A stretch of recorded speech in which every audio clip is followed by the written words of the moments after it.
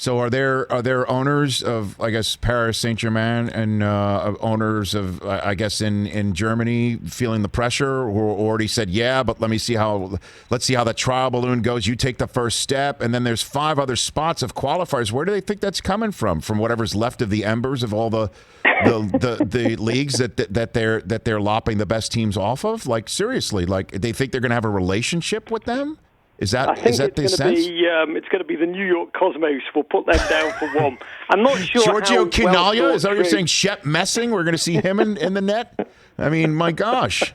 I'm going way back. Breaking news, Rich Eisen. I don't think that part has been particularly well thought through. I think that's meant to be a carrot for other teams. What is fascinating, you mentioned the German teams. German football clubs run off a very different model to the rest of the world. They are predominantly fan-owned.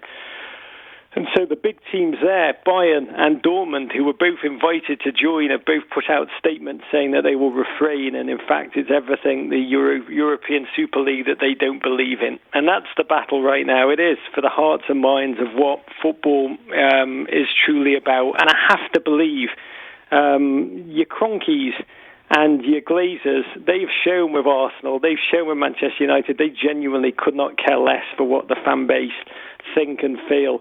I think ultimately the battlefield is going to be Liverpool Football Club, which is, they are currently the champions. They are owned by Fenway Sports Group. John Henry has been incredibly sensitive to public opinion in the past. A couple of times they've tried to float the notion of radical change in football. The fan base has risen up and they've had a U-turn in terms of what they were planning. That Liverpool team, I'm from Liverpool, happen to support the other team, like the Mets to the Yankees, Everton Football Club, that's full disclosure.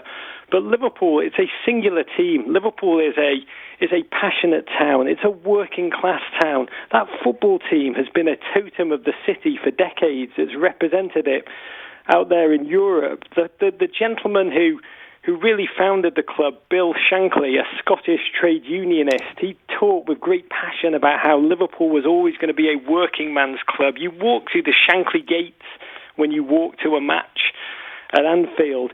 Those fans, it's a deeply committed, it's deeply passionate.